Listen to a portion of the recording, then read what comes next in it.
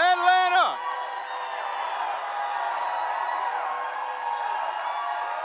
Atlanta first at all, give it up again for my friend Dr. Jamal Bryant. Thank you, Pastor.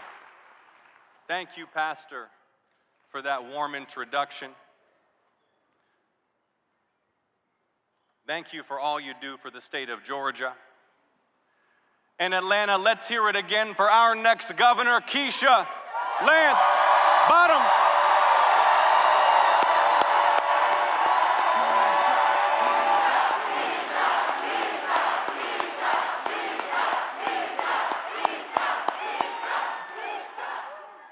Now, I'd like to ask every veteran, every military service member, every military spouse, please raise your hand if you can and be honored by all of us here today for your service. Thank you so much for your service to the country.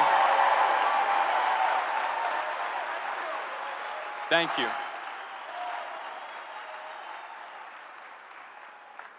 Now, Atlanta, these crowds, they keep growing. Something is happening in Georgia. Every backyard, every living room is full, and crowds like this leave no doubt that Georgia is ready to do our part again to save our republic. Are you ready to win, Atlanta?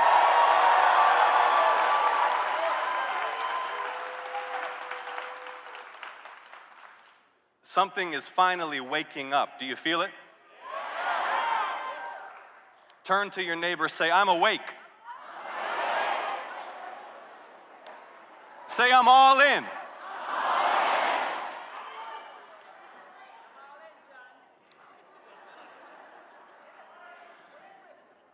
Now, many of you are here because you recognize the urgency of opposition to this unprecedented corruption and incompetence. And you recognize the stakes of these midterm elections when Georgia's voice will be decisive once again. His presidency crumbling. Donald spent Saturday complaining on the internet.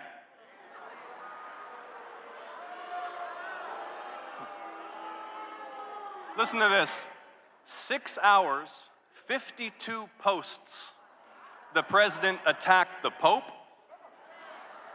He posted his own face on Mount Rushmore and a made-up Trump Peace Prize. He announced 3 times America's back, and he assured an increasingly concerned public he's in excellent health.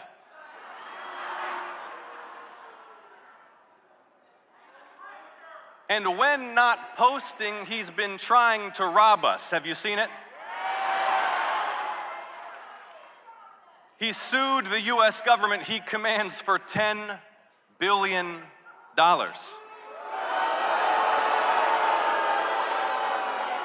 Then he settled the suit with himself to create a $1.8 billion slush fund so he can cut checks to cronies and Jan 6 foot soldiers.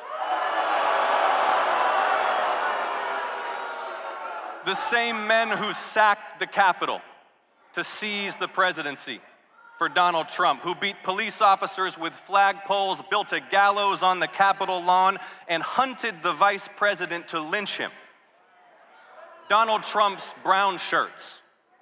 He pardoned them, and now he wants you to pay him.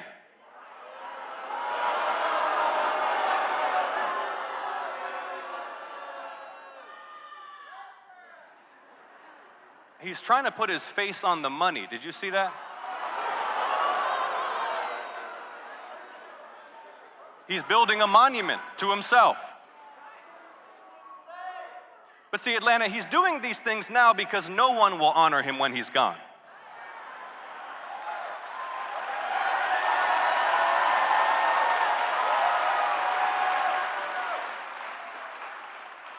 Because he's a failed president and a national disgrace.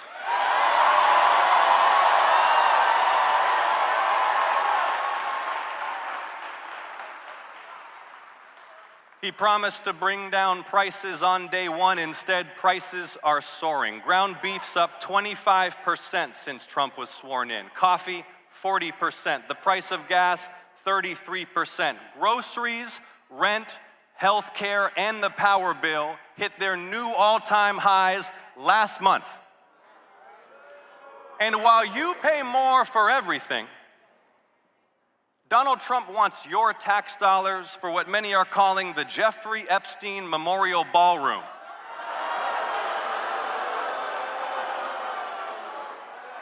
By the way, he forced out that Republican congressman, the one who made him release the Epstein files. Did you see that? That is true commitment to the cover-up. This president promised a golden age. Instead, the economy's lost tens of thousands of manufacturing jobs since he launched the big illegal tariffs, and more Americans are falling behind on their credit cards than any time since the Great Recession. Inflation's higher than when Trump took office. Unemployment's higher than when Trump took office. And consumer sentiment's at its worst in 70 years. The president promised to fight for the working class and end foreign wars. Instead, he cut your health care to give the rich another tax break, and last week, yet more Americans were wounded in a war no one voted for and no one can explain.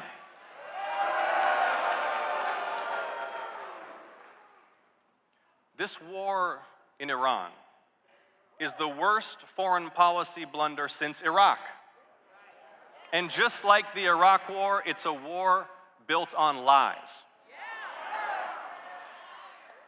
Let's just update the record.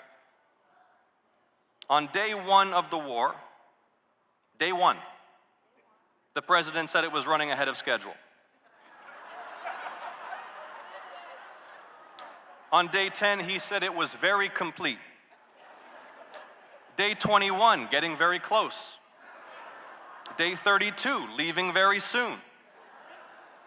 On day 39, the President of the United States said a whole civilization will die tonight. And on the next day, day 40, he declared total and complete victory. Day 67, great progress. Day 79, the clock is ticking. Today is day 92. And on day 92, Iran's ballistic missiles and drones have not been destroyed. The Strait of Hormuz, which was open before the war, is still closed. The regime is intact, along with its stockpile of highly enriched uranium. A stockpile Iran only built after President Trump shredded President Obama's Iran deal. You remember that?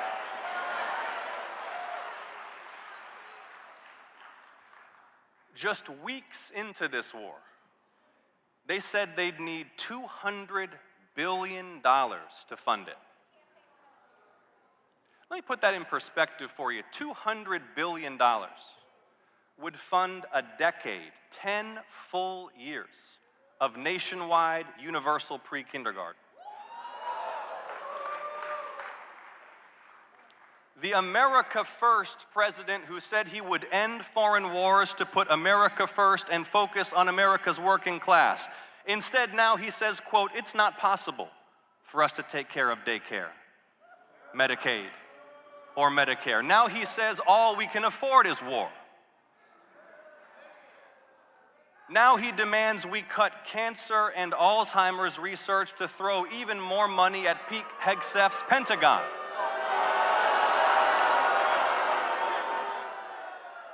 While the Financial Times reports, quote, Pete Hegseth's broker looked to buy defense fund before Iran attack. Y'all remember they promised to drain the swamp? Instead, this is the most corrupt administration of all time, and everybody knows it. Everybody knows it.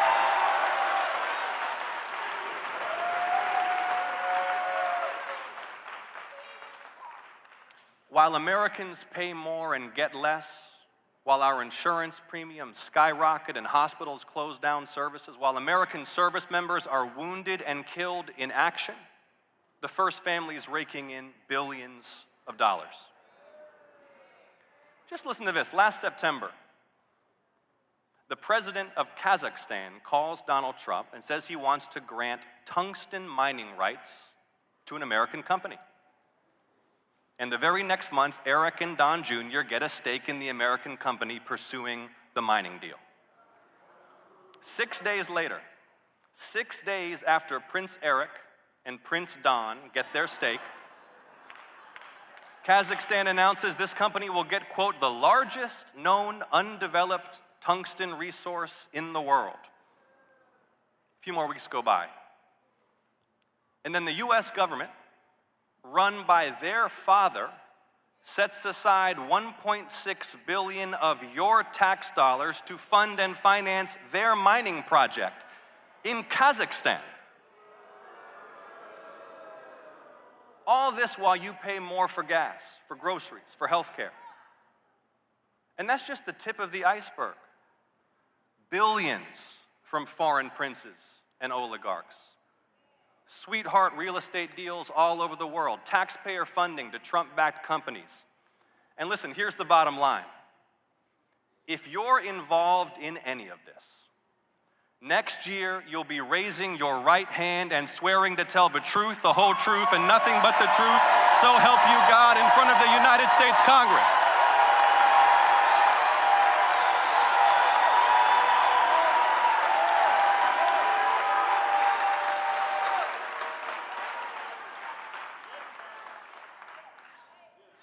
The Mar-a-Lago Mafia has taken American corruption to spectacular new heights. But corruption in America runs a lot deeper than Donald Trump.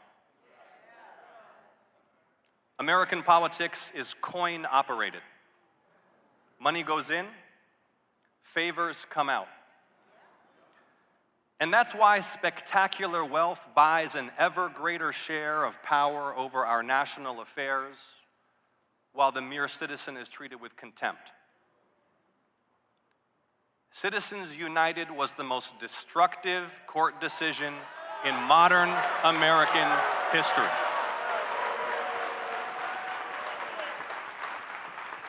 It's unleashed a flood of secret money, corporate money, billionaire money on both sides. Members of Congress live in fear of these super PACs. And that corruption is why insurance companies get away with denying your claim for a procedure you needed to save your life. It's why big tech is still allowed to spy on us and sell our lives to the highest bidder. It's why the ultra-rich get another tax break while you pay more for everything.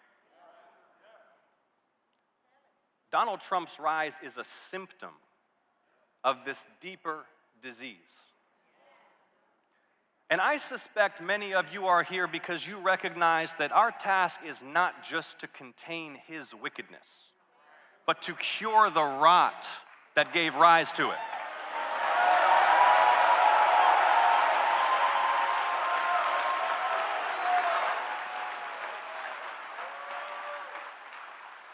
That this broken moment is an opening not for restoration, but for reformation. Because who really supports allowing unlimited secret political money to bend the national agenda in darkness? In East Point or Valdosta or Brunswick or Columbus, if I ask anyone, Democrat, Independent, Republican, Independent, none of the above, if I ask them whether this is how things should work, doesn't matter who they are, the answer is a resounding no. And if it takes a constitutional amendment to end Citizens United, we'll deliver a united Georgia to ratify it.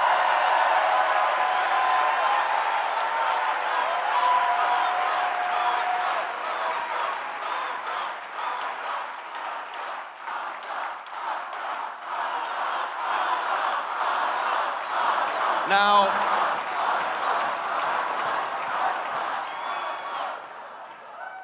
speaking of corruption, my two opponents.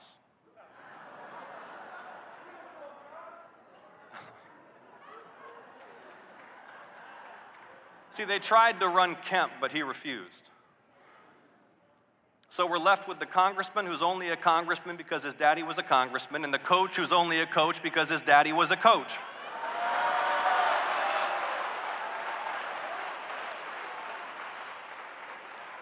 and both already mired in scandal. The congressman under investigation for paying your tax dollars to his criminal staffer's girlfriend for apparently no work. While the coach's family got tens of millions of your tax dollars courtesy of Governor Kemp and then poured cash into the governor's PAC to prop up the coach's campaign. They should have to come out and answer questions about all of it right now. Right now.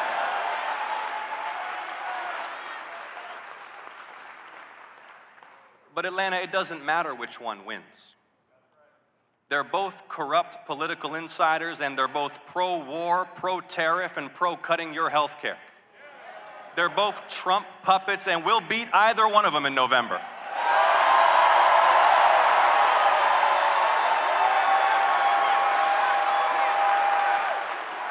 And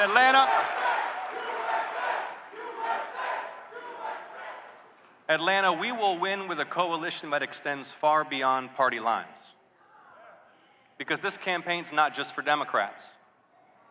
It's for everyone who sees things spiraling out of our control, who longs for sanity and competence and sees the same old politics failing. Everywhere across our state, people tell me they're desperate for change and desperate for new ideas. The young couple expecting their first child who wonder how they'll afford a crib and a stroller, let alone a first home. And their health insurance just went up $1,000 a month. The student working through college who still needs food stamps to make rent, whose conscience can't stand their tax dollars being used to lock up immigrant children at home or to kill innocent children abroad.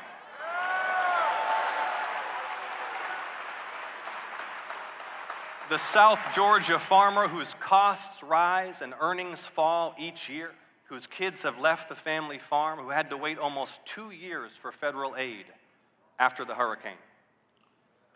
See, Georgians are sick of being ripped off, taken for granted, disrespected. Because we're told a story that if we work hard and play by the rules, we'll thrive. That no matter who we are or where we start, the grind will pay off. But for too many across our state, this story just isn't true. Groceries, rent, insurance, taxes, the car note, the power bill, the math just does not work. And it feels like no matter how hard you hustle, you can't get ahead. The culture wars are exploited to divide us, while our hospitals close, while hedge funds buy up all the houses in our neighborhood, while we have to pay $3,000 for an ambulance. And Georgia is in the midst of a healthcare emergency. It's an emergency that some of our so-called leaders dress up as normal. They try to numb us to the suffering they've caused. They've continued to block Medicaid expansion while Georgia lost 21 hospitals in 20 years. And then last year, they gutted Medicaid nationally. Listen to this, 40% of all Georgia kids are covered by Medicaid. 50% of all Georgia births are covered by Medicaid. 70% of all Georgia seniors in nursing homes are covered by Medicaid. Already one labor and delivery unit in Georgia has closed, citing those Medicaid cuts, with more pain coming for hospitals and clinics and nursing homes.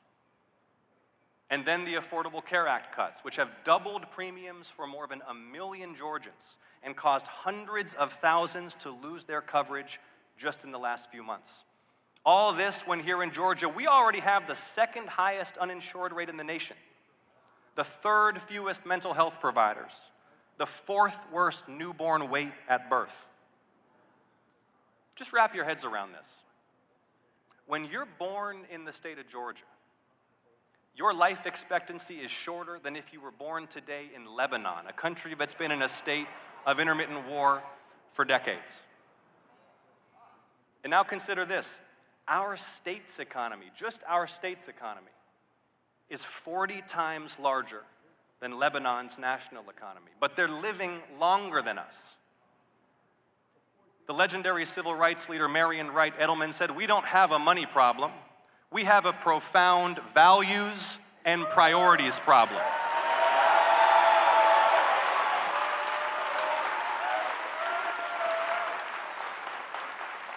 Because see, this isn't just the way it is or the way it has to be. All this needless death and suffering and misery is a choice. Georgia's leaders have chosen to leave Georgians without insurance and without hospitals. They're down having a steak at the Palm, handing out your tax dollars to their donors while women hemorrhage in Georgia labor wards because they didn't get prenatal care. But Atlanta, when you elect a Medicaid expanding Governor Bottoms in November, together we can get Georgians covered with great health care, save our hospitals, and build and open new ones to serve every county in this state. So Atlanta, if you're ready to win, if you're ready to save our state and save our republic, I want you to take action with me together right now, right here. Are you ready to do something right now? Okay, I want you to take out your phones. Hold them up in the air once you got them. Take your time. I want to see those phones in the air. You got them? Okay, now you're going to open a new text message, okay? Put those phones back up when the new text message is open. Y'all still with me? Okay, you're going to send a message to the following number. Y'all ready for the number? Y'all ready for the number? The number is 51015. 51015. One more time. 51015. Y'all got it? All right, now what you're texting to that number is the word join. You're texting join to 51015. Okay, when you're done, put those phones back in the air. Let's see it. There you go. You just took action.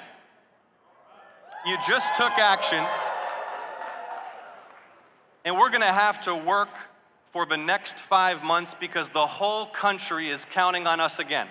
There is an awful lot at stake. If ever a moment called for checks and balances, this is it.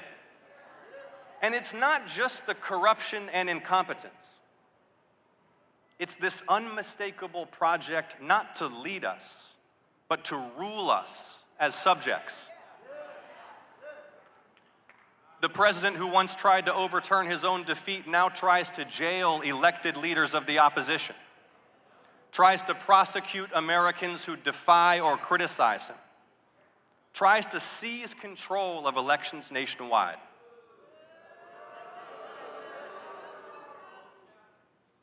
Freedom is rare.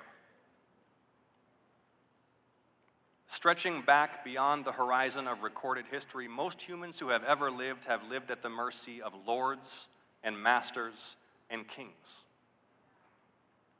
But we're a nation founded on the rejection of kingdom.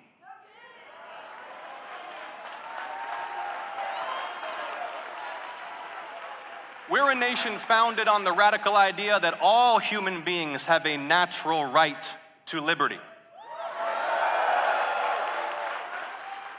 Dr. King said of our declaration, quote, "Never before in the history of the world has a socio-political document expressed in such profound, eloquent, and unequivocal language the dignity and worth of human personality." And from those founding ideals, despite our sins and through courageous struggle, the flame of American freedom has grown brighter and bolder and given hope to the whole world. But in the winds that blow today, that light is flickering. And of all the freedoms hanging in the balance, none is more precious than the right to vote.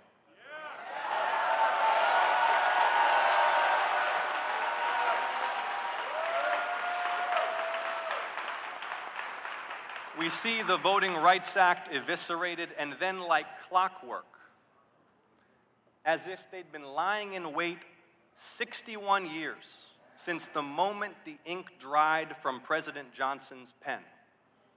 The president's allies set out to remove black elected officials, not by defeating them at the polls, but by manipulating maps to dilute minority power. Do you all see it? The Fulton County raid, the executive order attacking voting, the MAGA loyalists on our state election board, they've made their plans very clear. But Georgia Democrats are prepared to answer with a mobilization so massive and a defense of voting rights so fierce that no plot against the franchise will foil the will of the people.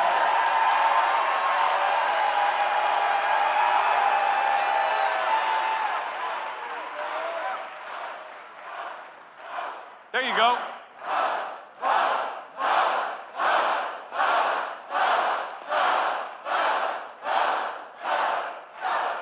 Because Atlanta, how foolish of them to come to the cradle of the civil rights movement to spread those lies and seize those ballots.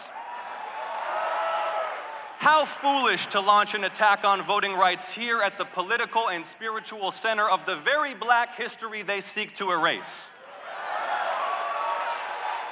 Their attacks only strengthen our resolve, and if all of us here do what we must do, the sound of feet marching to the polls this fall will be heard in every corner of our state and all the way up on high, where Congressman Lewis will look down and see a job well done.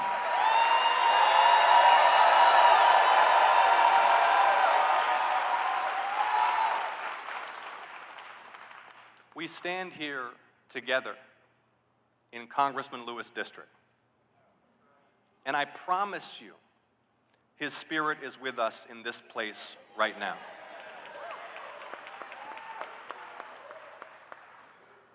In his final years, resisting the tide of deepening cynicism, he still elevated us.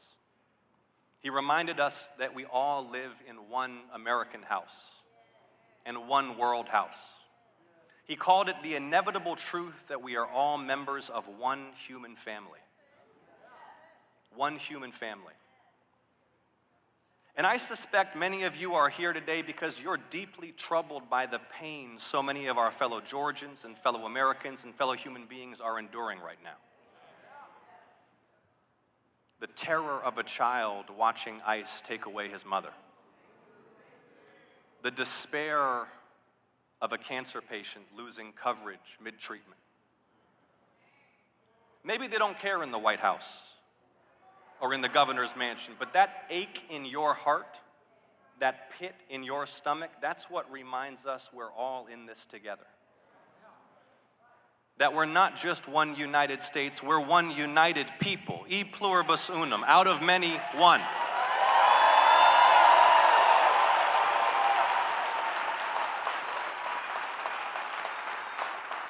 That we're bound together by the same great national spirit that passed civil rights laws, defeated fascism, and landed men on the moon. The United States is still destined for greatness.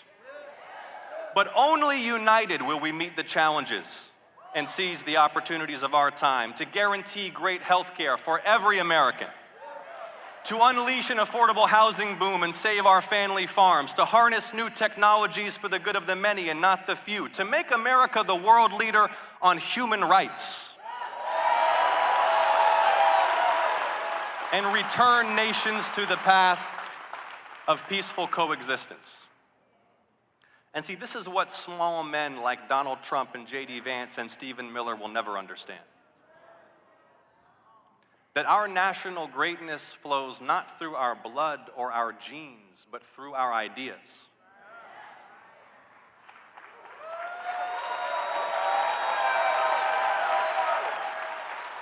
Americans are not a race, we're a people.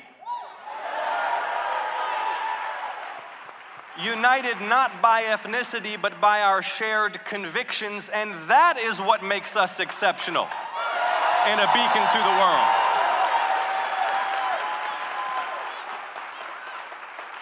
How amazing is it that the most powerful nation on earth proclaims as its core values that all are created equal, with inalienable rights to life, liberty, and the pursuit of happiness, no matter how humble our beginnings, no matter our ancestry, no matter when we arrived on these shores. In Atlanta, a wave is building. The kind of wave that comes once a generation, when people have been pushed too far and they decide all at once, all together, that enough is enough.